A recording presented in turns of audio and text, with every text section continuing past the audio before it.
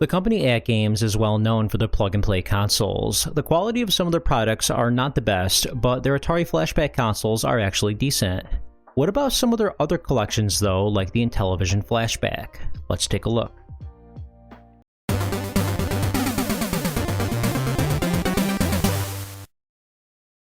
What's going on? It's Pojer, coming at you with another video. Alright, so here's a question for you. Have you ever had an AtGames product, whether it's Atari Flashback or a different Flashback console? Let me know in the Discord server, discord.pojer.net. Let's talk about it. And if you've seen a couple of my videos and you like what I do, hit that subscribe button right there. Alright, let's talk about the Intellivision Flashback.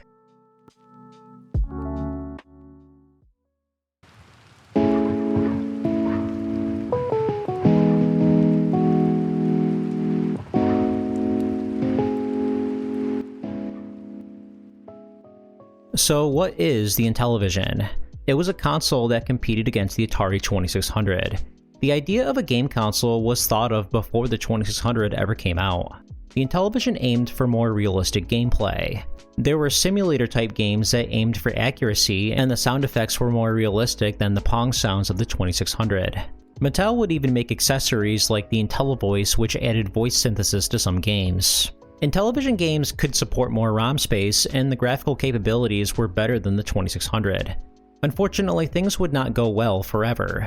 Mattel would see profit losses when the video game crash happened in 1983. As a result, they would sell off their Intellivision brand to investors under the name INTV Corporation, who would keep the console alive until 1990. In 1997, former Mattel programmers would get together and acquire the rights to the Intellivision and the games. Their new company would be called Intellivision Productions.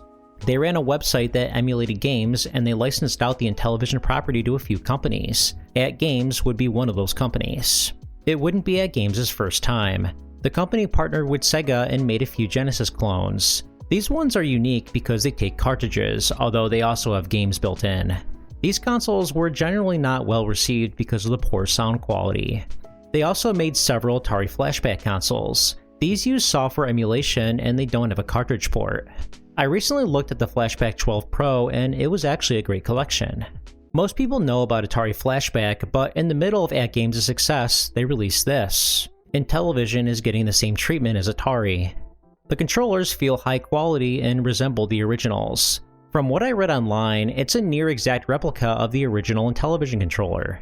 Unfortunately, it's not comfortable to use at all. The D-pad, if you can call it that, is hard to use and the buttons are not well placed. This is a point against Mattel though, not AtGames. What's nice though is that the original controllers are detachable, unlike the original model. Unfortunately, the console uses composite, which means the video quality is not the best. The unit came out in 2014, so they could have used HDMI if they wanted to. To be fair though, the first Atari Flashback console to support HDMI was 8, which was made in 2017. The menu is very bare bones. We don't get any visuals whatsoever. No pictures of the boxes or gameplay screenshots. The games are in alphabetical order, but there's no categories like sports, action, or anything like that. There's also no settings. You can't add or remove bezels, there's no save states, and you can't add or remove scan lines. I didn't expect that last thing though, considering this is only composite. You're really not getting anything besides the games themselves, but that's not necessarily a bad thing. After playing some games and doing some research, I can confirm that this console uses emulation. I didn't notice any issues between this and playing on a Mister, which is a great sign. This is very unlike another Intellivision collection that uses NES on a chip. Speaking of games, let's take a look at some. We'll start off with Astrosmash. You play as the laser cannon below and you must shoot down the asteroids before they touch the ground.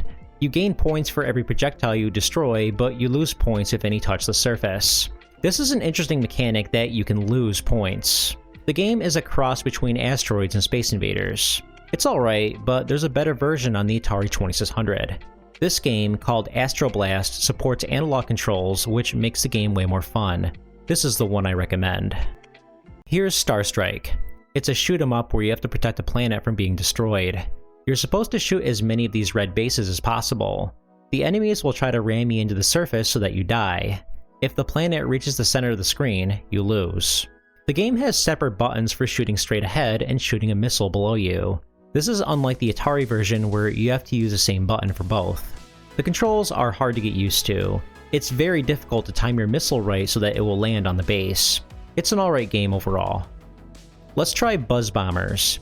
You play as the can of bug spray below, and you must kill all the bees to advance to the next stage. When you destroy a bee, they will leave a hive which allows the other bees to touch the ground faster. If a bee does reach the ground, they will leave a barrier that will make the level smaller. You can't actually get hit in this game. Instead, you lose a life whenever you run out of bug spray. This is actually a very cool take on Centipede. This is one of the better titles on the Intellivision. Another good title is Thin Ice. You play as a penguin and you must trap all the enemies by skating a hole around them. You can only make so many marks before they disappear. Your marks will also disappear if enemies make contact with them. The purple seal will follow you and ruin your marks. This is your biggest hurdle in the game. This is a very fun title and worth checking out. Here's Shark Shark. You play as this yellow fish and you must eat other fishes that are smaller than you. As you continue to eat, you grow in size, which allows you to eat larger fishes. You're not able to eat fishes that are larger than you, nor are you able to eat enemies that are not fishes. The controls are very slippery, which makes it hard to avoid enemies. This is a basic concept, but still a decent game. As I continue to play games, I notice how terrible the menu is. You can move up and down through the game list, but you're not able to advance the cursor to the left or right. You have to move up or down to play the games on the opposite side. Pressing left or right on the controller will move you through the pages. Why would they do this? Just let me move the cursor wherever I want. Alright, now that I got that off my chest, let's try Night Stalker.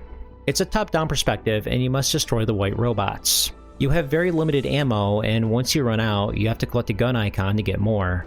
The robots will shoot very rapidly, which makes it hard to get them without them getting you. When you destroy the robots enough times, a second one will appear. Now you have to worry about 2 of them. The game uses the number pad very well. You can actually shoot in whatever direction you want using it. For example, pressing 8 will always shoot down, and pressing 6 will always shoot right. Unfortunately, your character is very slow, and it's hard to escape danger when you need to. Sometimes the gun icon will spawn in an undesirable location. How am I supposed to get that? Overall though, it's an okay game. Boxing is another impressive Intellivision game. The sprites are large and the background is well detailed. This is an example of Mattel going for realistic gameplay. The 2600 version by Activision came out 1 year earlier and looks a lot worse. The only thing I don't like is that it's 2-player only. I wish they gave us an option to play against the computer. Body Slam Wrestling did improve this aspect. This is a later Intellivision release.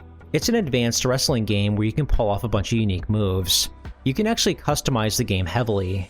You're able to pick what wrestling moves your character will have and select from a decent roster of wrestlers.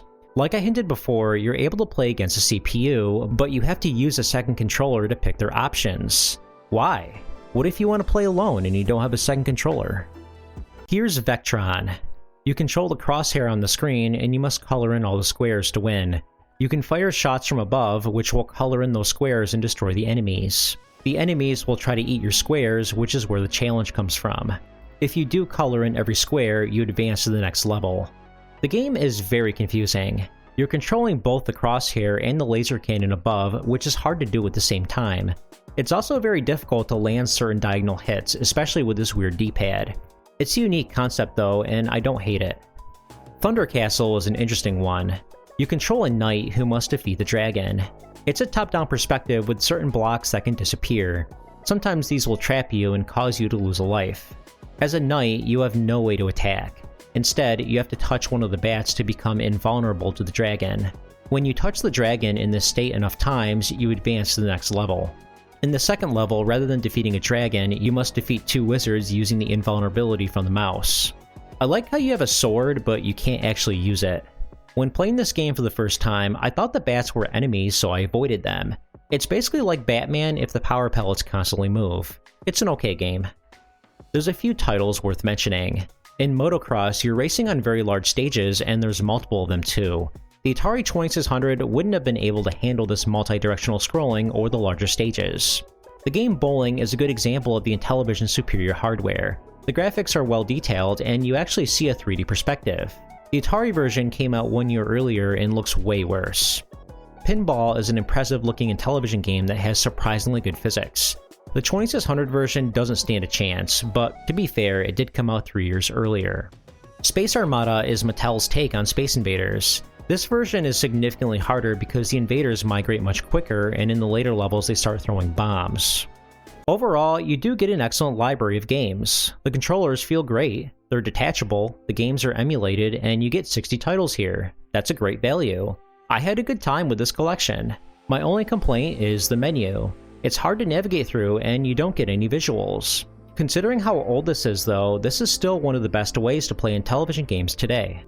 Because this came out in 2014, the console uses composite output and there's not that many features that are standard with newer collections. It's perfectly acceptable that this particular unit doesn't have those features, but unfortunately AtGames never released another Intellivision Flashback console ever again. While Atari Flashback consoles continue to be made, the Intellivision name continues to be forgotten. There's a couple reasons this might be. AtGames might not have been able to keep the license. The most likely reason though is because the Intellivision is not popular. Atari is still a recognizable name that is remembered, while the Intellivision is not. I would like to see an Intellivision Flashback 2 so that we can get HDMI output, bezels, and scan lines. Imagine how cool that would be, but we may never get that.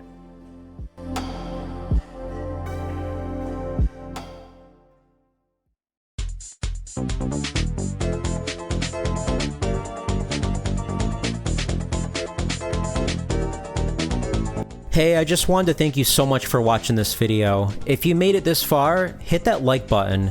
If you enjoy this type of content, hit the subscribe button for more content. Both of these things really help the channel grow. If you have anything to share, feel free to leave a comment. I read every single comment on this channel, and I'm pretty good at replying back. Anyway, have a good one.